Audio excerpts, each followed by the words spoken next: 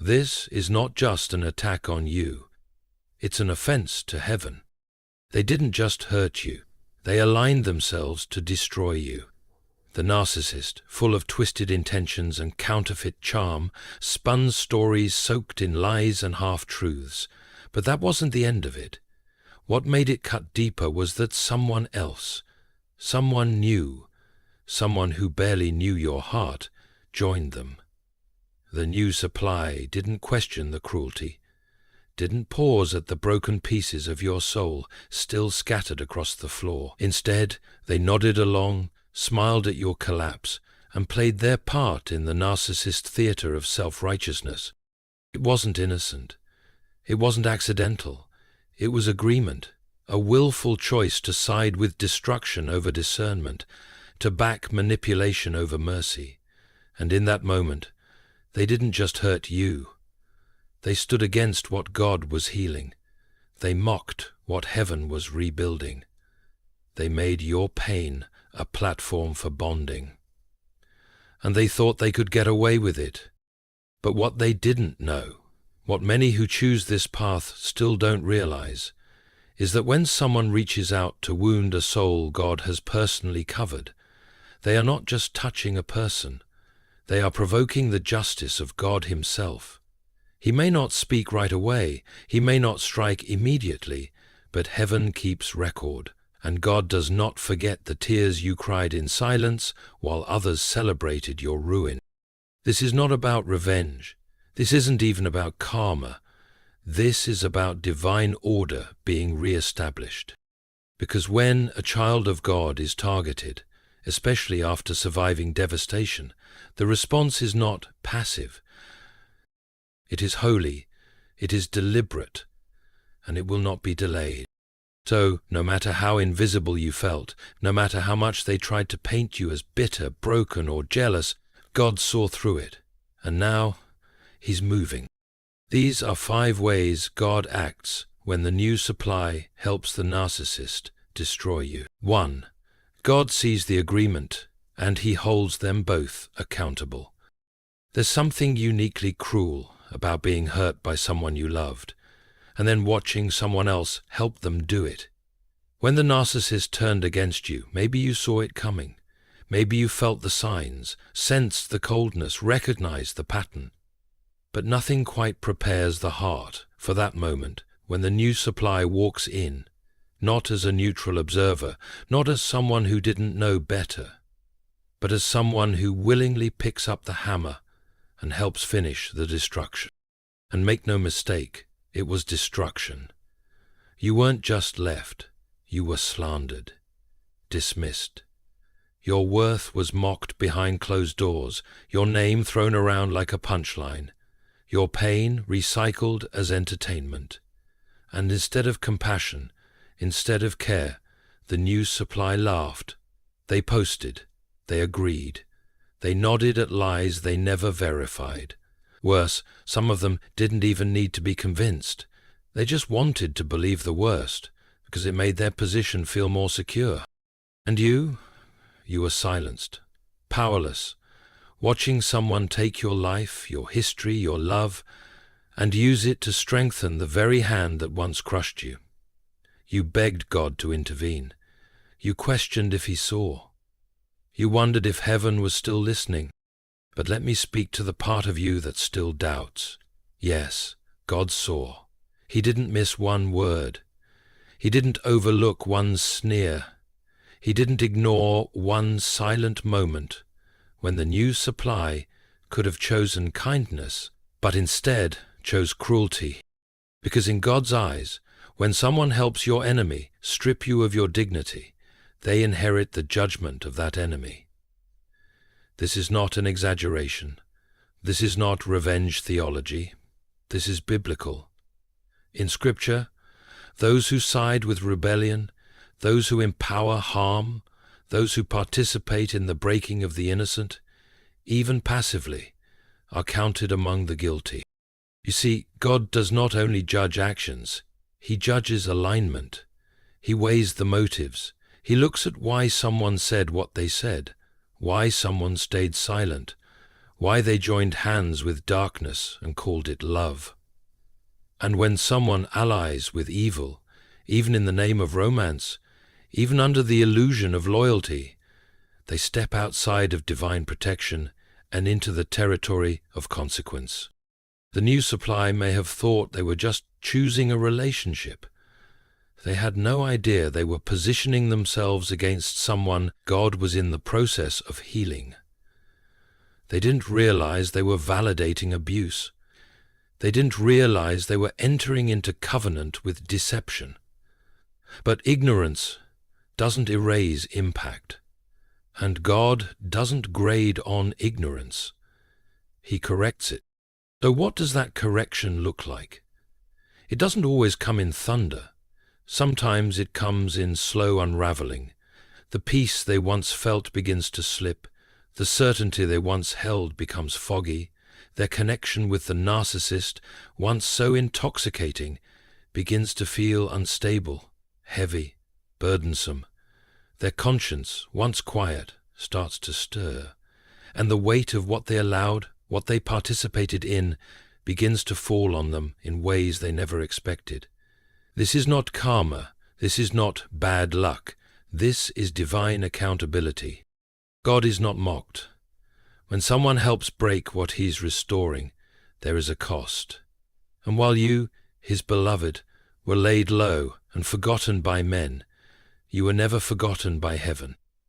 Your tears were collected, your cries were recorded, and your name, the one they smeared, is still written in the palm of his hand.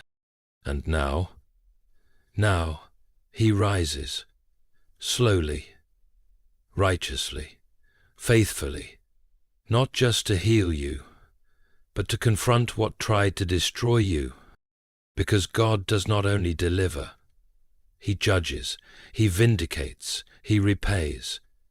And those who sat beside the narcissist in your courtroom, those who cheered while you were dragged through the dirt, they will feel the gavel fall.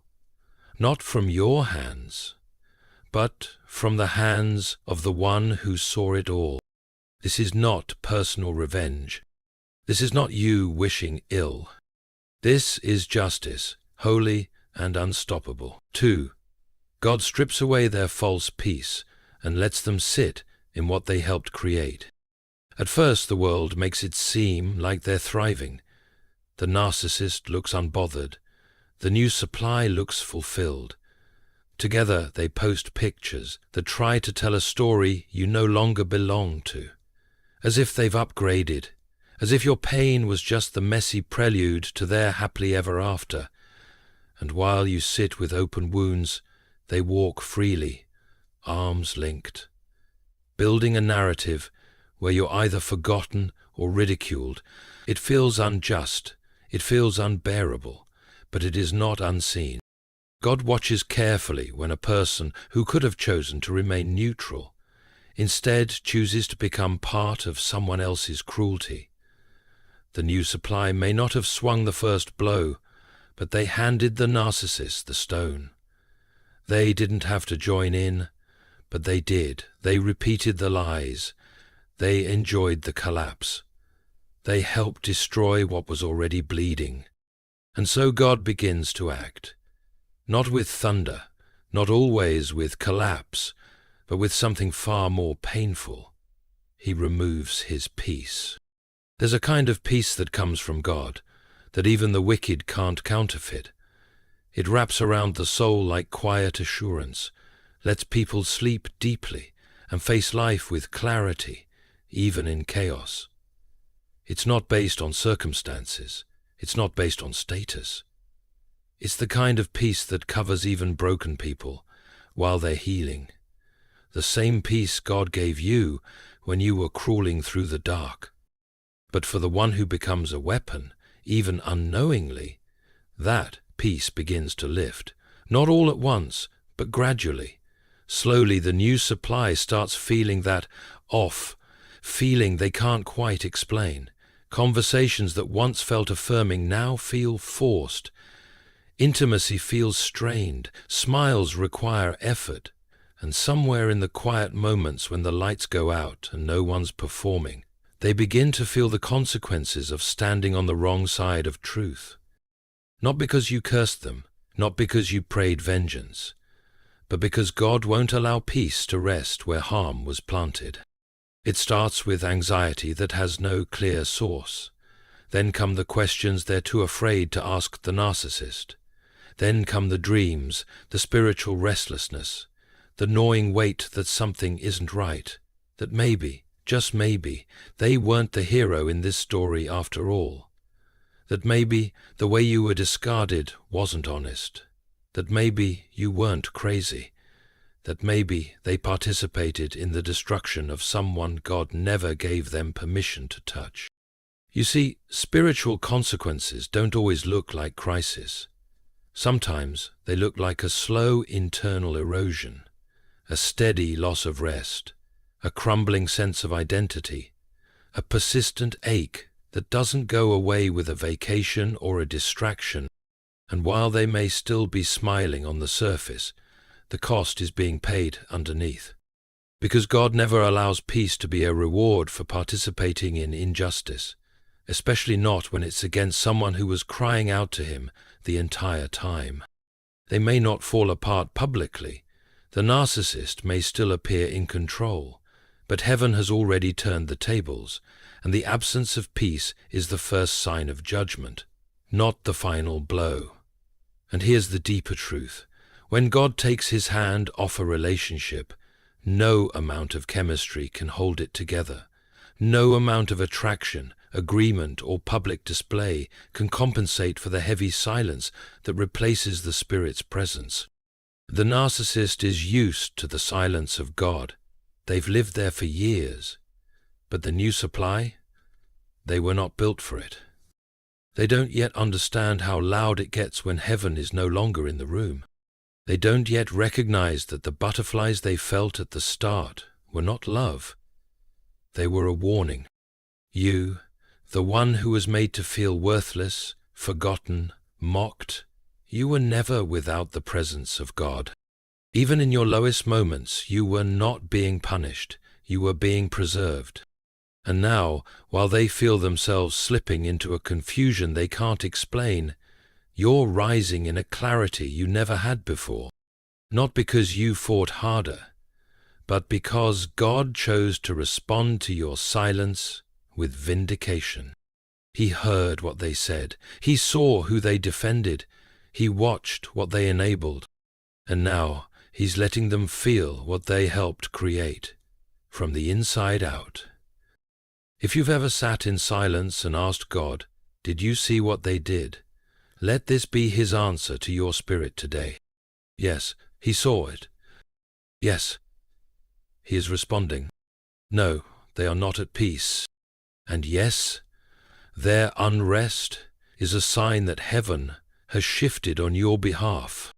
Comment below with the words, "God removed His peace from their plan." If you've ever felt like the villain in their version of the story, this is your quiet, holy reminder that God knows the truth. 3. God turns the relationship into a place of consequence, not comfort. There's a sobering truth that many people don't want to face. Just because a relationship begins with pleasure doesn't mean it will end with peace.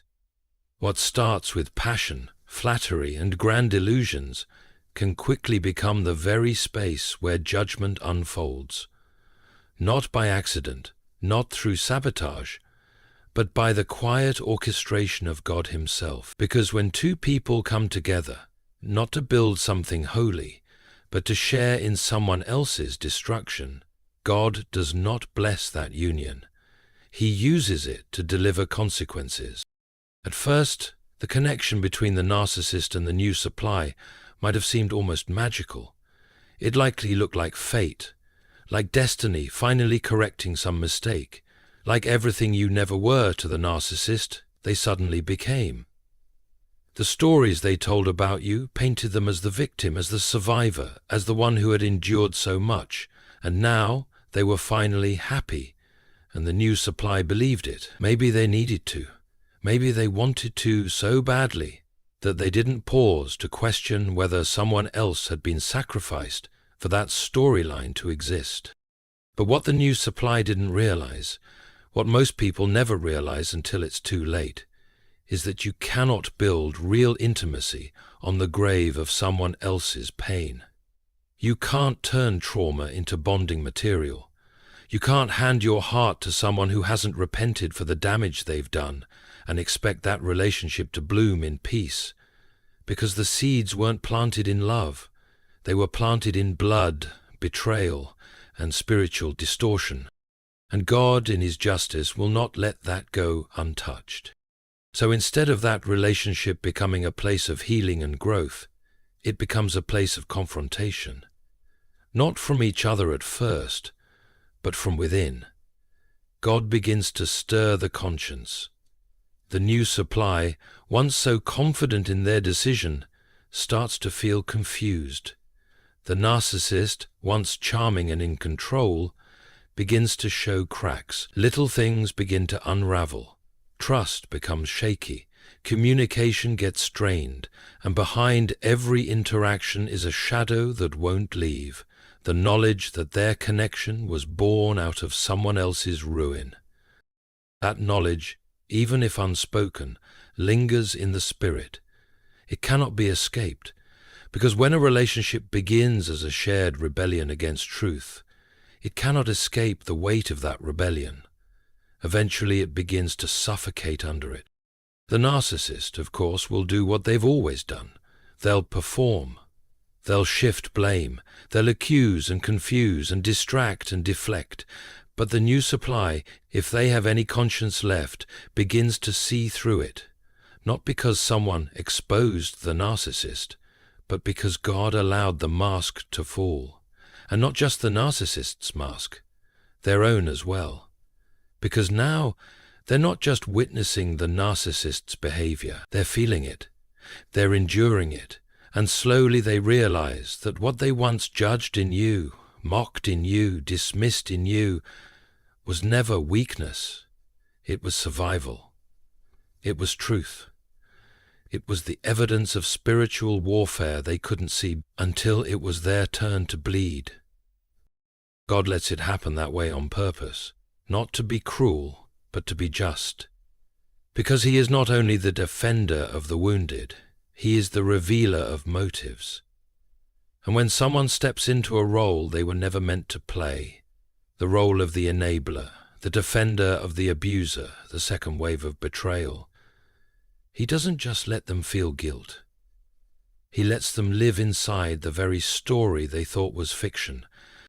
And it's inside that story, the one they helped write, that their comfort is stripped away, that their certainty begins to fade, that their once proud position begins to feel like a prison.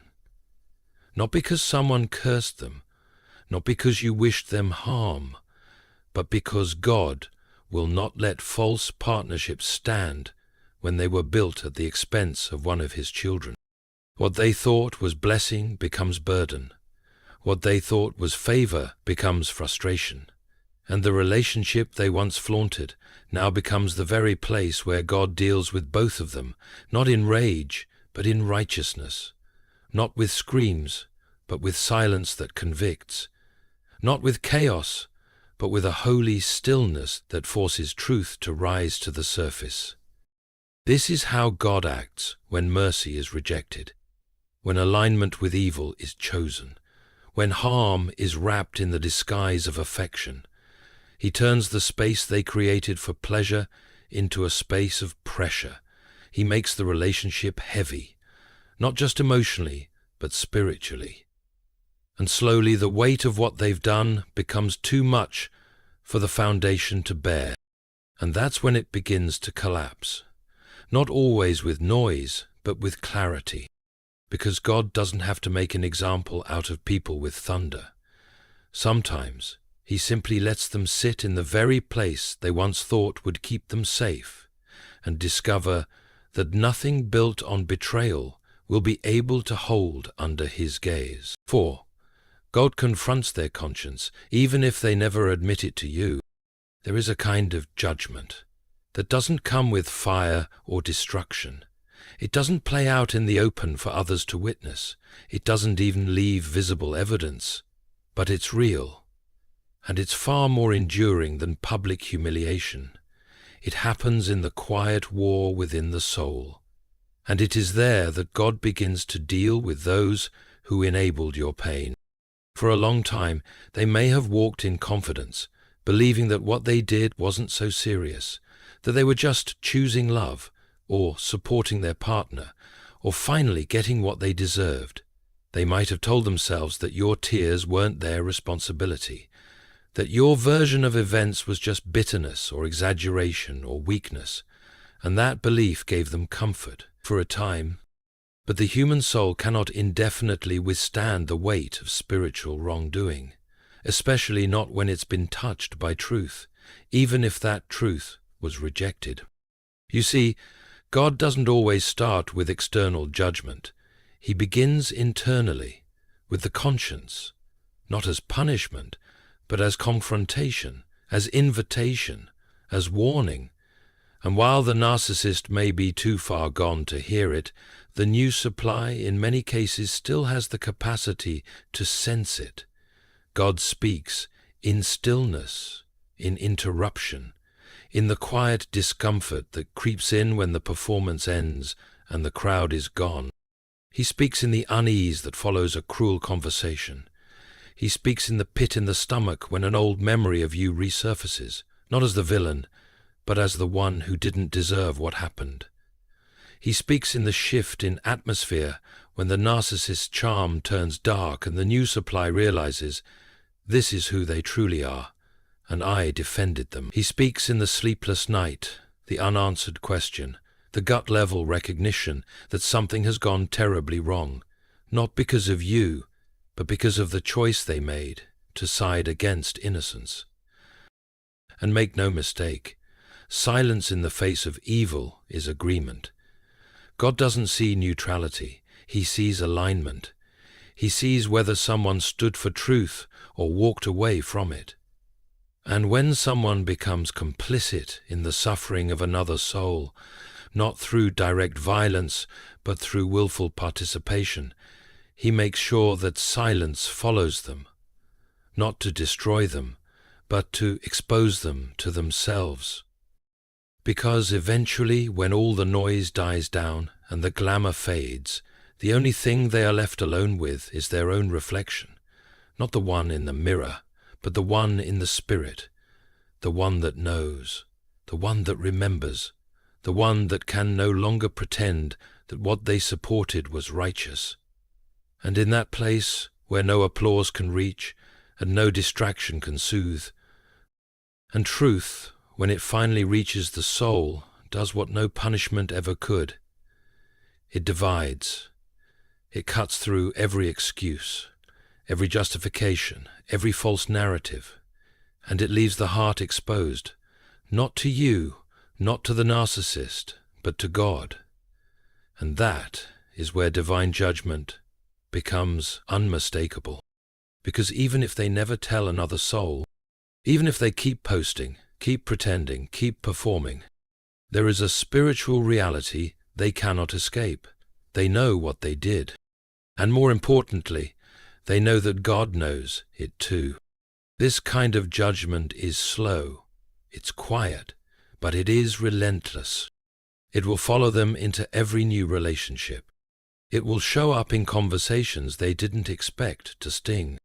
It will be present in the stillness between two people who thought they found peace, and now realize they built it on the bones of someone else's pain.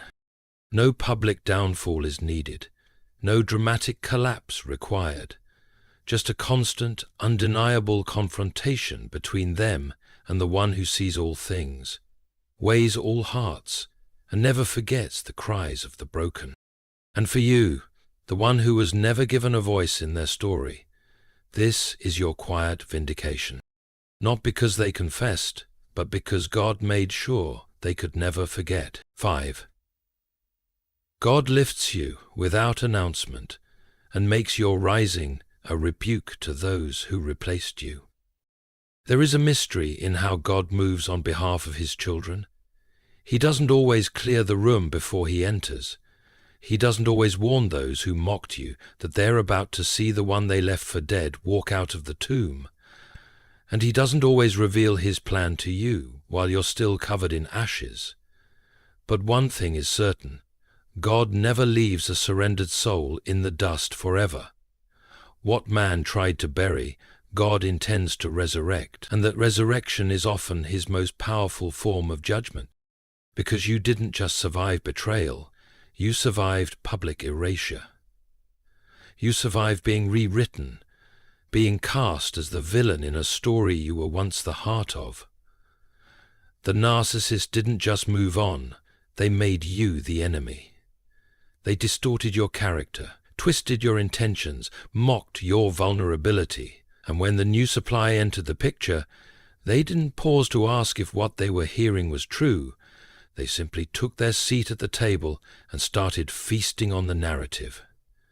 They joined the performance, applauded the narcissist's pain-stained comedy, and helped solidify the lie that you were the problem all along. And yet, you stayed quiet.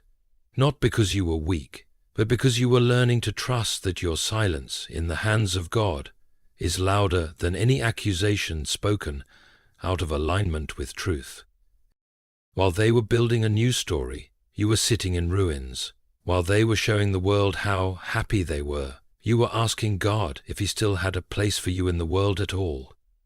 There were days you couldn't breathe, nights when your chest felt hollow, moments when you weren't sure if your healing would ever come, or if the people who broke you would ever see the cost of what they did. But what you didn't see then, what you couldn't have known, was that God wasn't just watching. He was writing. He was writing a story where your pain would not be wasted. He was rebuilding a life where your rejection would become the very soil where honor could take root. He was preparing a future not in spite of the betrayal, but one shaped by it. A future that could only be given to someone who had walked through hell and still whispered yes to him in the dark. God never rushed your rising, because real healing doesn't happen in a hurry. He gave you space to grieve, to question, to be angry, to fall apart, and then, slowly, he began to lift you. And it wasn't flashy. There were no trumpets, no lightning bolts, no fire from heaven, just quiet changes. A thought that used to torment you now loses its sting. A place that used to bring tears now brings peace. An echo of their voice in your head finally fades. A new morning comes, and for the first time in a long time, you don't dread it. God's healing is like that. It doesn't always scream. Sometimes it's the small shift in the atmosphere of your spirit that tells you something has changed. And this time, it's not you who is breaking. It's you who is becoming. Meanwhile, the ones who thought they had won begin to notice. Not because you rub it in their faces, but because they can no longer ignore the fruit of what God has done in you. The narcissist may still deny. The new supply may still pretend, but deep down they feel it. They feel the weight of what they threw away. They feel the quiet judgment of your presence, not because you accuse, but because you exist, because you're still standing, because you smile now, not out of spite, but out of genuine joy. And that joy, unmanufactured, unbought, undeniable, becomes a mirror to them.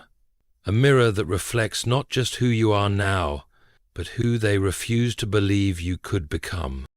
There is no punishment greater for the prideful than watching someone they called too much, too broken, too emotional, rise in grace, peace, and divine clarity.